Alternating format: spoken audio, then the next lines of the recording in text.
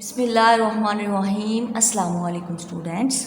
8 class आज हमारा topic जो है वो है सिम्युलटेनियस लीनियर इक्वेशन। जी सबसे पहले मैं आपको डेफिनेशन जो है इसकी करवा देती हूँ। पेज नंबर आप लोग बुक से ओपन करें 106। जी 8 क्लास अपनी बुक ओपन करें, अपने सामने रखें। जी 106 पेज है और वहाँ से टॉपिक है 6.4, वो है सिम्युलटेनियस लीनियर इक्वेशन। जी ये सिम्युलटेनियस लीनियर इक्वेशन ये कौन सी इक्वेशन है ये अभी आपको बताया जाएगा।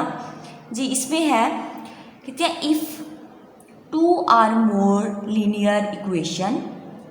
साथ जो है इसके एग्जाम्पल के तौर पे ये जो दो इक्वेशंस आपको नज़र आ रही हैं इधर, ये देखें 8 क्लास, इन पे ज़रा गौर कीजिएगा। मैं यहाँ से समझा रही हूँ और ये आपको यहाँ से बता रही हूँ। कहते हैं if 2 or more linear equations consisting of same set of variable. कहते हैं अगर हमारे पास दो या दो से ज़्यादा, ये बच्चे इस फॉर्म में ये हमारे पास लीनियर इक्वेशंस होती हैं। ये जैसे a1 x plus b1 y is equal to c1, इस तरह की फॉर्म की ये हमारे पास लीनियर इक्वेशन है।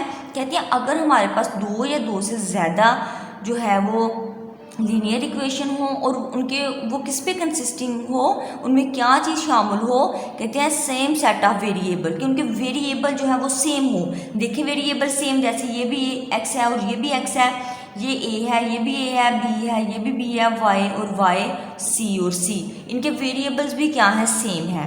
कहते हैं are satisfied simultaneously by the same value of the variables। कहते हैं फिर इनके जब हम इन्हें जो है वो सेटिस्फाइड करें सिम्युलटेनियस इक्वेशन को, जब हम इस तरह से, तो इनकी वैल्यूज़ भी क्या होनी चाहिए, सेम होनी चाहिए। किन की वैल्यू सेम होनी चाहिए, वेरिएबल्स की। Then these equation are called simultaneous linear equation. तो ऐसी इक्वेशंस को हम किसका नाम देंगे, सिम्युलटेनियस लीनियर इक्वेशन का नाम देंगे। अब मैं आपको सिंपल जो है वो आम लफ्ज़ों में समझा रही हूँ कि वो बात कर क्या रहे हैं। वो ये कह रहे हैं, देखिए स्टूडेंट बात गौर से सुनिएगा, कि अगर हमारे पास दो इक्वेशन हो, जैसे कि एक हमारे पास ये फर्स्ट इक्वेशन है और ये सेकंड, अगर इस तरह के दो इक्वेशन हो, इनमें वेरिएबल्स भी सेम हो और इन वेरिएबल्स सेम होने के साथ जो इनके साथ कोई कोफिशेंट जो शामिल है, जैसे कि b y के साथ b एज अ कोफिशेंट है, x के साथ a एज अ कोफिशेंट है, अगर ये भी जब हम इन्हें सॉल्व करें तो हमें इनमें से जो हम सॉल्व कर रहे हैं, जिसकी वैल्यू फाइंड आउट कर रहे हैं वेरिएबल की, उनके कोफिशेंट भी क्या होने चाहिए, सेम होने चाहिए। तो फिर इस तरह का जब हमारे पास कुछ सिचुएशन होगी या हमारे पास इक्वेशंस होंगी तो हम उन्हें किन का नाम देंगे, सिम्युलटेनियस लीनियर इक्वेशन का नाम देंगे। जी अब नेक्स्ट इसी चीज़ को फॉलो करते हुए हम अब करेंगे एक्सरसाइज 6.8। जी एक्सरसाइज है 6.8। अब 8 क्लास देखें, इसमें हमने सबसे पहले जो क्वेश्चन नंबर 1 करेंगे उसमें है, कहते हैं right equations for the following statements. कहते हैं जो नीचे स्टेटमेंट दी है ना, उसके हिसाब से आपने इन इक्वेशन को राइट करना है। ये आपने सॉल्व नहीं करना 8 क्लास, जस्ट इक्वेशंस राइट करनी है जो उन्होंने स्टेटमेंट हमें दी हैं। अब ये देखिए सबसे पहले जो उन्होंने हमें स्टेटमेंट दिया फर्स्ट, वो ये है, कहते हैं the difference between father's age and daughters as. कहते हैं डिफरेंस है किस में, वालिद की, एक वालिद साहब जो हैं उसकी एज में, और साथ उन्होंने किसी बेटी का जिक्र किया है, डॉटर जो है। कहते हैं अब कहते हैं किसी बेटी जो है उसकी एज में और उस बेटी के फादर की एज में जो डिफरेंस है इस 26 ईयर, वो कितना है, 26 साल का है। बात ये कर रही है वो डिफरेंस मतलब कि माइनस करना। जब मैथ में डिफरेंस का जिक्र होता है तो वो माइनस की बात होती है। कहते हैं अब ये करें आप कि जो फादर की एज है उसमें से माइनस कर दें किसकी एज को, डॉटर की एज को, तो वो किसके इक्वल होगा, वो होगा 26 ईयर के। जो है वो इक्वेशन जो हमारे पास बनेगी वो किसके इक्वल होगी, 26 ईयर के इक्वल होगी। तो अपने से कैसे राइट करना है मैं आपको इस तरह से बता रही हूँ। आप सिंपली राइट कर सकते हैं कि x minus y is equal to 26, लेकिन मैं आपको समझाने के लिए यहाँ पे अच्छे तरीके से बता रही हूँ। आपने यहाँ पे राइट करना है कि लेट हम यूज़ करते हैं फ़र्ज़ के लिए, कि फ़र्ज़ किया, जी लेट फ़र्ज़ करते हैं कि फादर एज जो है वो क्या है, जी father's age is equal to, आप वहाँ लिखें कि वो क्या है, x है। लेट फर्स्ट करें हम, फिर उसके बाद आपने राइट करना है डॉटर्स एज, कि डॉटर जो है उनकी बेटी जो है उनकी एज कितनी है, डॉटर्स एज आपने लेट कर लेना है, फर्ज करना है कि वो क्या है, y है।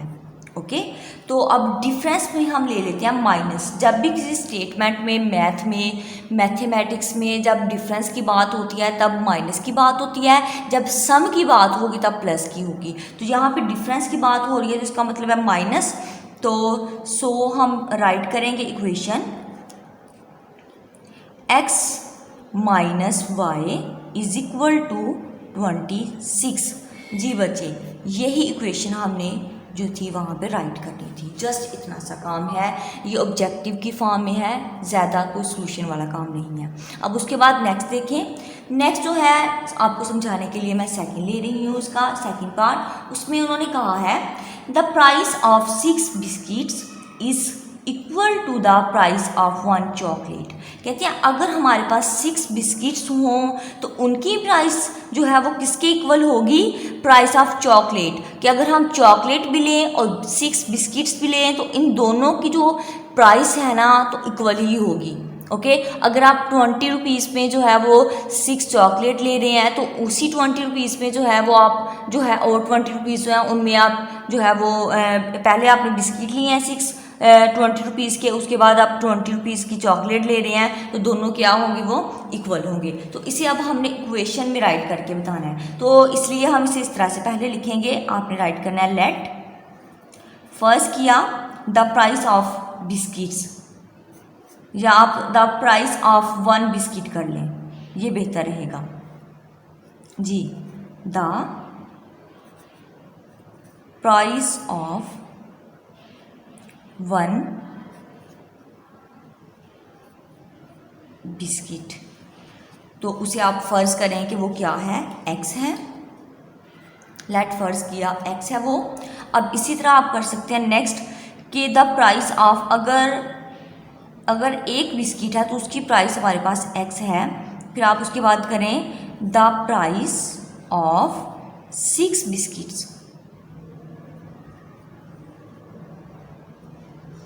जी 6 बिस्किट्स इज इक्वल टू, इसका मतलब है कि आपने क्या करना है, 6 को मल्टीप्लाई कर देना है किसके साथ, x के साथ, तो ये 6x आ जाएगा 6 बिस्किट।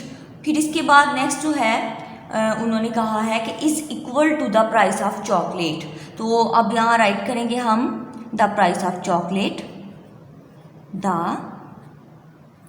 Price of 1 chocolate